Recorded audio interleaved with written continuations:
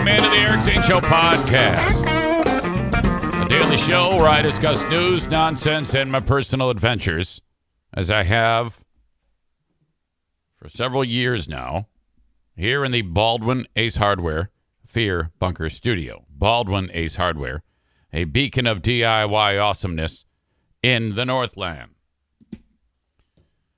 This is our last Friday. Well, no, I shouldn't say that.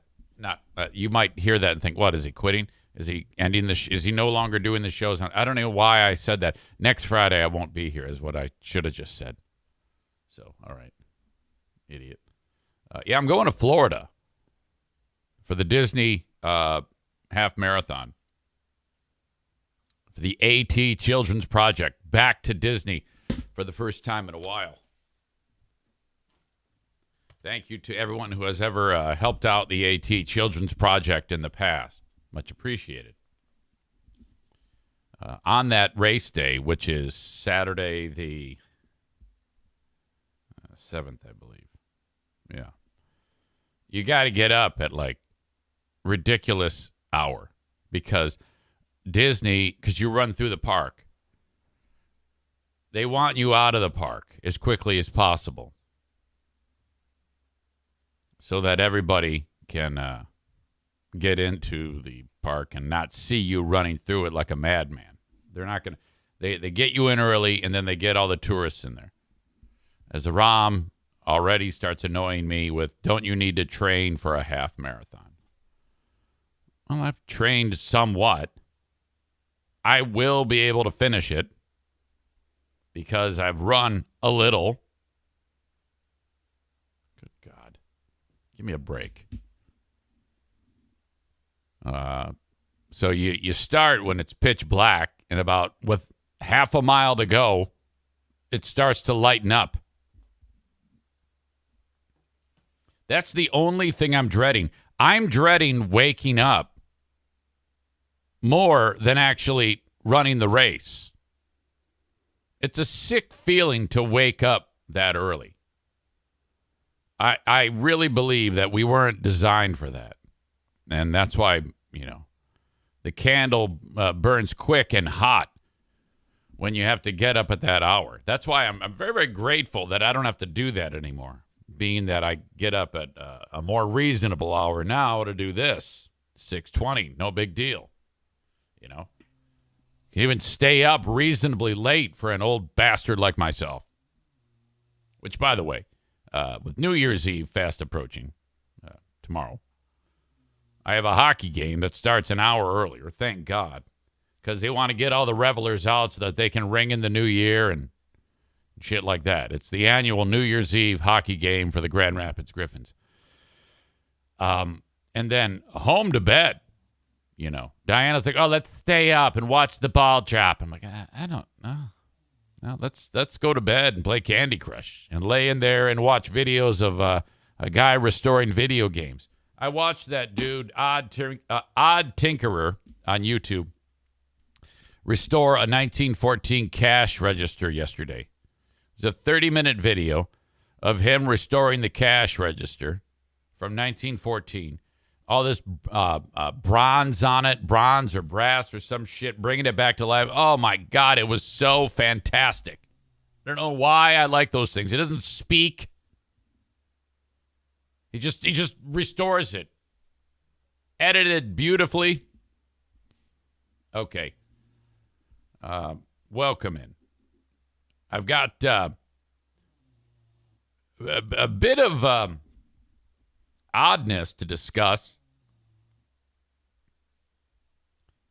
I had a text exchange with a young lady named Rachel Kelso, who a lot of you will remember as the young lady who talked online, posted about her abuser.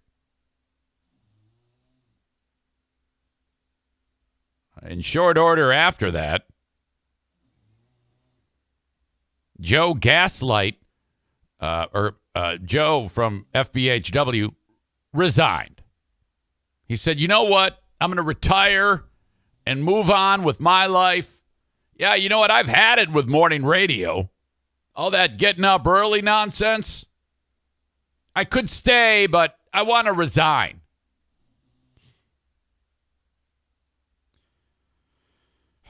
I will tell you that with what I'm about to talk about now, I asked Rachel the question yesterday, do you mind if I discuss this tomorrow? Totally fine if no. She said, yes, that's fine. She said, the letter itself, and you'll find out what the letter is, makes me so sad because it shows how manipulated I was by him even after the breakup. You're like, what is going on? So yesterday, I was getting set to do this podcast, and I looked, I saw on the Freeburn Hot Wings Reddit, which is a wonderful place for gossip, that there was a green envelope on there. Someone had posted an envelope addressed to Joe. And I didn't realize it at the time, but there was more than one picture. Again, I'm old. And it said found in GH, which means Grand Haven. And it's addressed to Joe, and the address is blacked out, and the return address is blacked out. And then, according to this poster, the poster said, yeah, I found this in a donated book at a Goodwill store being used as a bookmarker. Now, let's pause right there. I don't believe that. I don't believe that this was found in a Goodwill store. I believe someone with bad intentions posted this. That's what I believe. So if you put a big greeting card into a fucking book, you're gonna notice it. It's gonna be sticking out. So I don't know. Maybe it was a giant coffee table book about the Hubble telescope. Who knows? But that's what the person claimed. This was found in a book. Wow. And I didn't realize that there's more to this. See at the bottom, these 3 dots? And Idiot Eric didn't realize there's 2 more images. So I didn't think much of it. I just thought, oh, wow, someone got this? And then I noticed all the comments. People are like, wow, this seems intensely personal. I cannot believe, however you obtained this, that you would post this. I went about my day. And then at about 1:30, I got a text from Ben Glaze, which I didn't see till like 4:30. And then it said on it, go to Freeburn Hot Wings subreddit right now. And I looked, and I see that a lot had happened. Rachel, for the first time ever, spoke. And I'm going to read to you what she wrote. Because if you recall, she made that post about someone and her being a victim. And that's it. There hasn't really been anything spoken of. Next thing you know, Joe decides to resign to the French Riviera.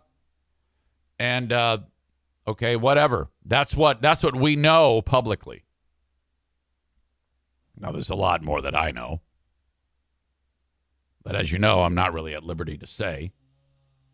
Because I don't want to get another one of these nasty letters from Lori Fitzgerald,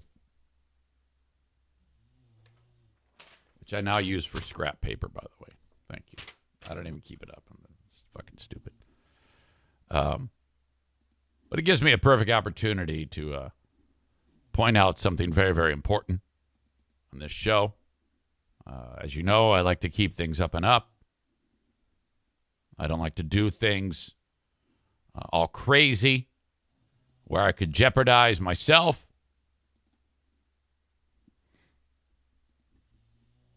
So, The Eric Zane Show podcast would like to remind you that this is a work of fiction. Names, characters, places, and incidents either are products of Eric Zane's imagination or are used fictitiously. Any resemblance to actual events, locales, or persons living or dead is entirely coincidental. God, I love his voice. It's perfect. Should be making millions. You gotta market yourself better. You should be being used on. When I turn on the Super Bowl, I need to be hearing your voice on some of the biggest ads for the Super Bowl. It makes me feel so good.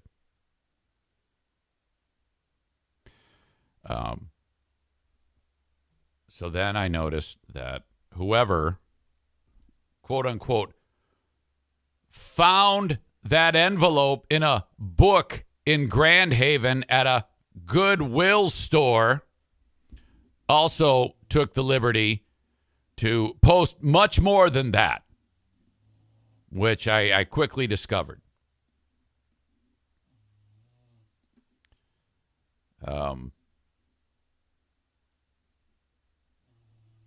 That was the envelope that I showed you. But that's not all, no. There was a Christmas card.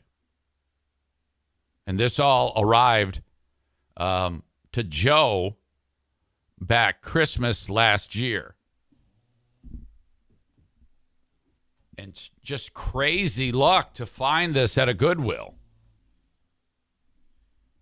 And just crazy luck for a person who is a fan of that show. And just crazy luck to be a person who is well aware of the subculture of the Free Beer and Hot Wings Show subreddit. And crazy luck that they have an account that has never posted anything ever and was just waiting to be used for something like this. Crazy luck. Wow. It's almost like there was a burner account made exactly for this reason at some point in time, anticipating that it may need to be used one day. Wow, that's crazy. So whoever this scumbag is who had their hands on this letter, because whoever the scumbag bag is did not find it at a Goodwill, posted the letter. And the reason why the scumbag posted the letter is, I'm not sure. But the letter, what it does when you read it, it makes anyone who may have had bad feelings about St. Gaslight maybe question that. That's why this was posted, in my opinion.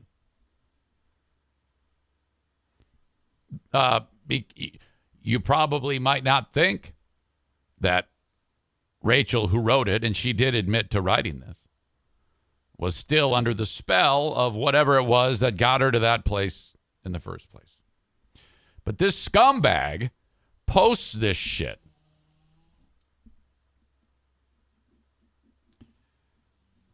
This is what she wrote a year ago.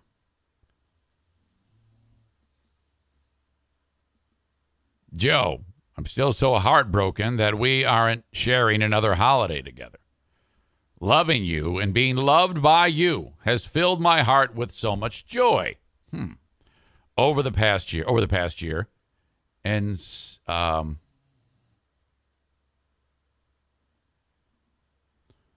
okay, why am I struggling to read?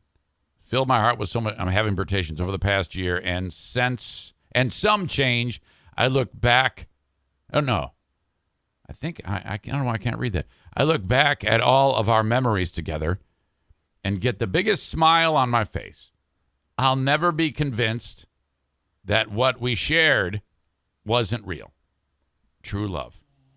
I'll always love you. I'll always miss you. I'll always keep you close to my heart. 2022 is going to be your best year yet. Ugh. I can feel it. I hope I get a front row seat to see you thrive. All my love, always, Rachel. Well, I guess it remains to be seen whether or not this is Joe's best year. There is still time in the year for him to actually say that he's having his best year. Now, all of what you read there, Rachel doesn't feel that way right now at all. Something must have happened from the day pen went to paper and wrote that to be where she is now. And that's a story for her to tell. But she woke up yesterday and realized, this is out there. And she felt the need to respond.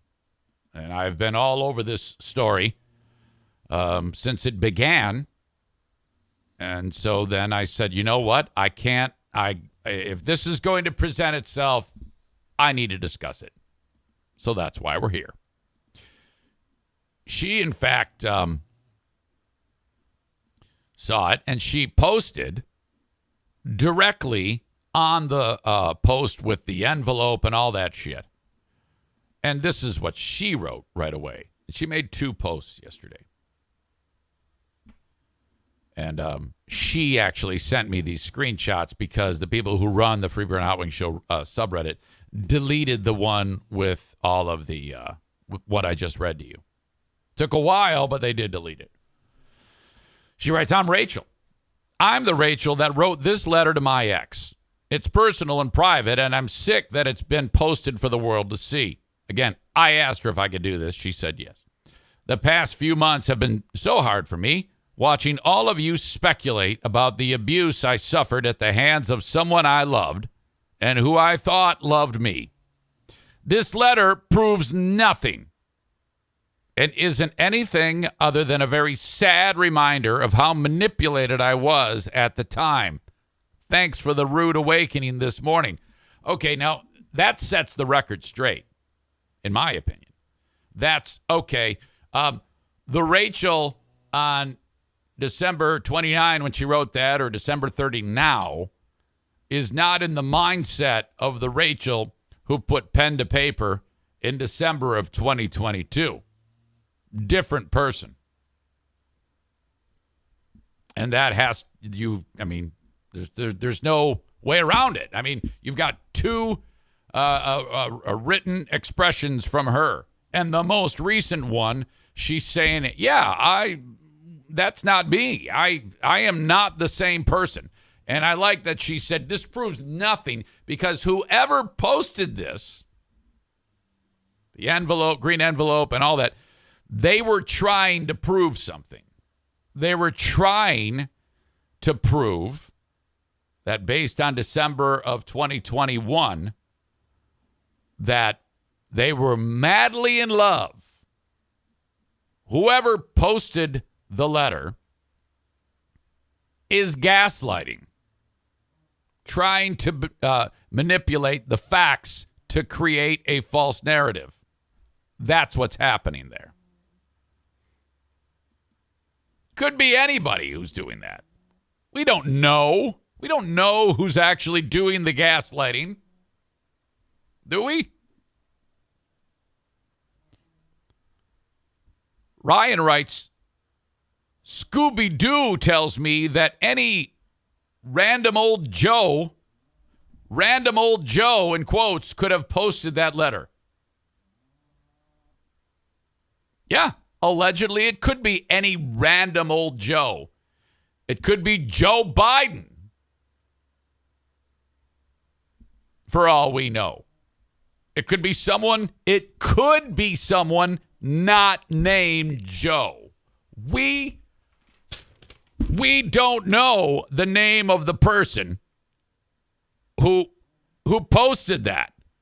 But it could be Joe Martinez. It could have been found, used as a bookmarker in a book donated to Goodwill in Grand Haven, Michigan.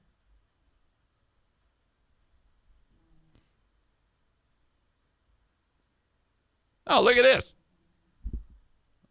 Crazy Ashley is here.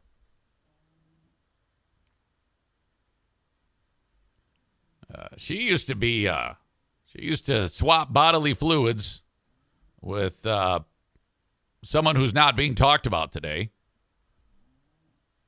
She said it could be Joe Blow.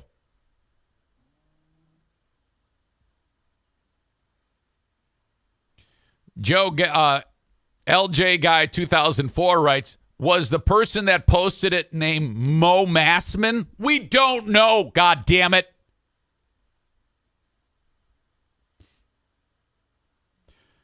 Crazy Ashley, who is, do you know that her dad used to be in a hair band? Maybe I should post all my cards while St. Joe was in rehab? Interesting idea. Well, look, hey, I don't know why you're bringing your former boyfriend into this. I mean, I'm not talking about him right now. I could be talking about any old Joe. The Eric Zane Show podcast would like to remind you that this is a work of fiction. Names, characters, places, and incidents either are products of Eric Zane's imagination or are used fictitiously. Any resemblance to actual events, locales, or persons living or dead is entirely coincidental.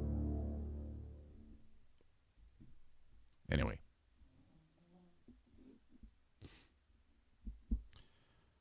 Okay. Now, what we're told, though, is that this was found stuffed into a book in Grand Haven, Michigan, and donated. You know, what's interesting is the serial killer BTK, Dennis Rader. Did you know that he would post clues in library books in the Wichita Library, one of the Wichita libraries? And then people would find them randomly. It happens all the time. That's what you do. You kind of sneak it out into the world that way and just hope that a person is well aware of who you are, is a fan of the show, and has a fake burner account on Reddit and can just put it out there. Cole writes, if it's a burner account, maybe it's Chad Zumach or Stuttering John. We don't know, goddammit. Well, so Ben says, Eric, you must go to Reddit now and see what's up. So that's when I started to do my own investigation onto this, which is basically just reading. I don't know why I call it an investigation. I'm kind of an idiot. But Rachel then doubled down and wanted to make sure she nipped this in the bud. Did they say butt or butt? Wait, butt or bud? Thank you to whoever just went to Irvine's and listens to the show. Rachel wrote, I woke up this morning to a personal letter I wrote. Okay, now this is probably the most revealing thing that's ever been discussed about this whole scenario. At this point, the gloves are off. And she doesn't give a shit if she gets letters at this point. So if there was anything being left to the imagination about what's happening, I think this is ballsy enough and bold enough that it just slams the fucking door right in the face. If whoever posted that was thinking they were gaslighting or getting, casting a different light on this in hopes to change the narrative, that door was slammed in your fucking face with this. And that could be anybody. She writes, I woke up this morning to a personal letter I wrote to my abusive ex after our breakup, posted here for all to see and speculate on. I feel sick even posting in this toxic space. She's not happy with that. You see, a handful of people, and I can't indict all those folks, a handful of those people hate her. And those ones, stand out the most. But there's a ton of support on this subreddit for her. which is why she did it. I feel sick even posting in this toxic space, but I've had enough. In the time you heard from me directly, so this is the first, I've been silently watching all of you comment on my life, the abuse I suffered, how much you'll miss the man that tried to ruin my life, and made me want to take my own. She continues, abuse doesn't look the same for everyone. And my goal in sharing my story was nothing other than to hold those in power accountable, help those suffering from domestic violence, and shine a light on this very important issue.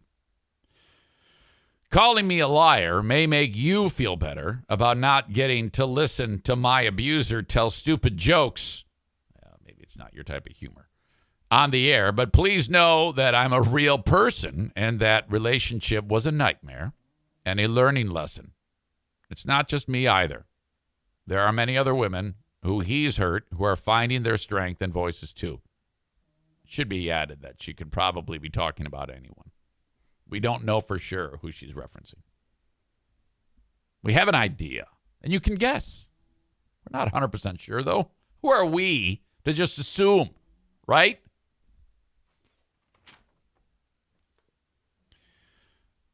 Leaving your abuser isn't easy. And if it weren't for my younger cousin being with me that horrifying Thanksgiving morning in 2021, I would have suffered even worse. I hope none of you or your wives, girlfriends, sisters, and daughters have to experience what I did. I'm beyond grateful for my amazing support system and hope that you can all respect my experience with the man who fooled us all. Thanks for listening. All right.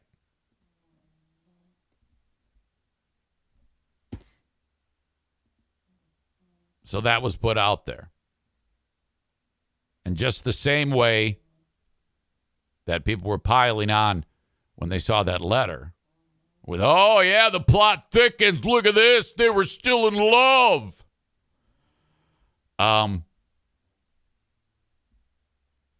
That, I think, sets the record straight. This person writes, fuck blank and fuck everyone who keeps bringing that dipshit up. He's a pile of garbage and all discussions around him should be deleted and removed. Rachel shouldn't have to deal with people still defending him. It's disgusting.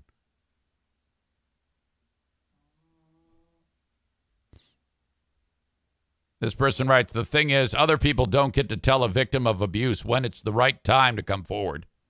And I'm speaking from my own experience. But the rest of your post is well-intentioned, so I'm sure Rachel appreciates that. Talking to, see, now I'm bouncing around. That doesn't make sense to you. This person writes, you're a powerful woman with a bright future. What you've gone through is terrible, but I hope it inspires other women to stand up to these pieces of shit and hold accountable for their actions. This person wrote, so what did he do? And then another person jumps in and says, no, she's the victim here, and we aren't going to ask her to relive the trauma. Let her heal. There's a couple assholes that have really gone for it, who've been put in their place. This person writes,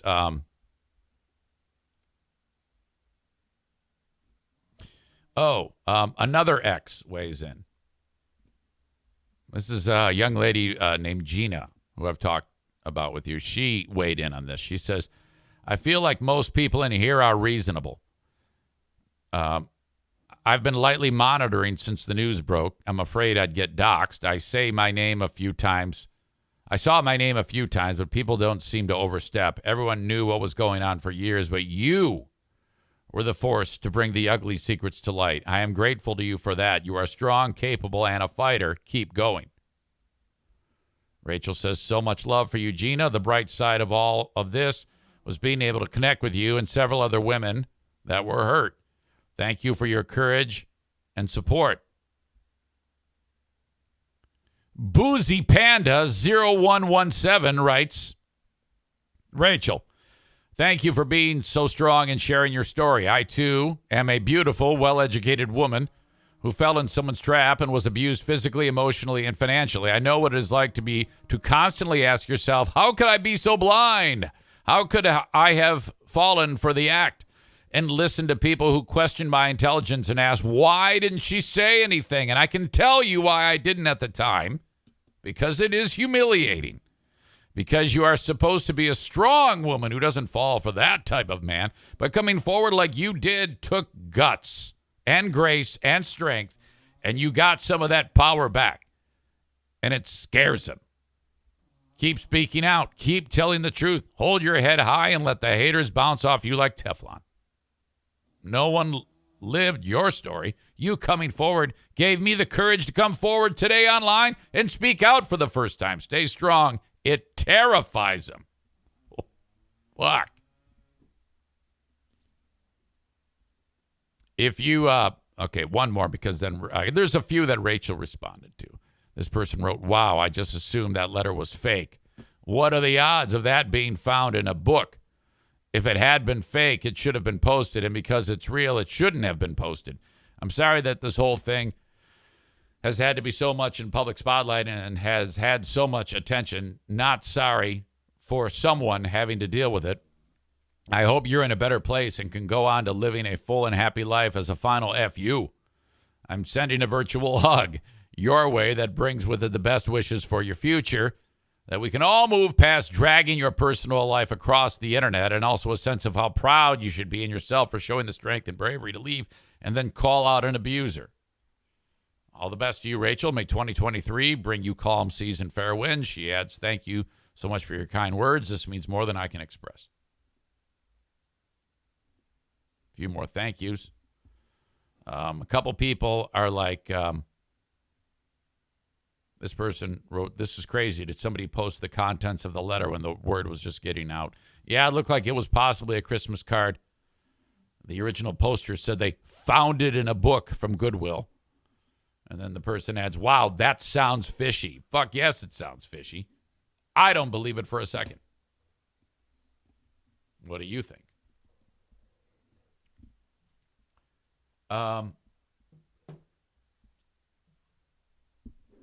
responded to her. By the way, Ashley writes, I feel like I've missed a lot of things. Well, we're getting you caught up now. Welcome back. And why aren't you listening like every single day? This show is perfect for you. Kind of offended by that, frankly. No, I'm not.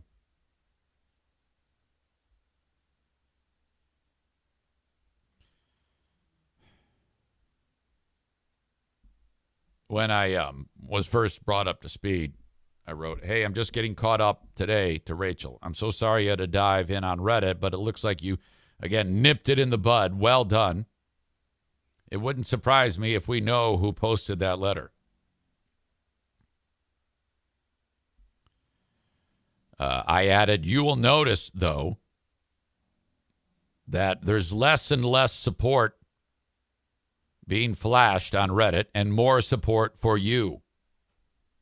Your abuser's power is fading, and that's because of you. Incredible.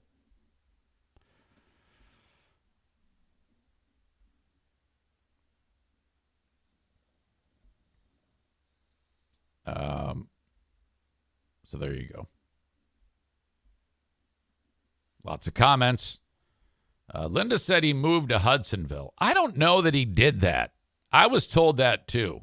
We're talking about the former radio host, which has nothing to do with what I'm talking about now. It's just a random comment. I don't know why you guys are talking about any old Joe. Don't be silly. Let's focus on what we're talking about. This is a work of fiction. Names, characters, places, and incidents either are products of Eric Zane's imagination or are used fictitiously. Any resemblance to actual events, locales, or persons living or dead is entirely coincidental. All right. Hey, you guys, you don't want to just be throwing out accusations on this show. I don't appreciate any audience members in the comments throwing out random names of people. You know, come on. There's even one poster named Any Regular Joe, who writes, I guess my lawyer needs to send another letter. No, not to me. I don't know what the fuck you're talking about. All right. So that is officially unpacked, and that is now over. Ryan says, Eric is just reading things he found on the internet randomly. Of course I am. Of course. We have trigger time with Rick coming up in 24 minutes. Rick from TC Paintball. I also have a fantastic fight that I'm going to review with you in just a second. For those of you on Facebook, Twitter, and YouTube, it's time to send you on your way. If you want the rest of the show, get it on Twitch. Twitch.tv/Eric Zane Live, or download the Twitch app and search Eric Zane Live. I can't talk today. I sound drunk.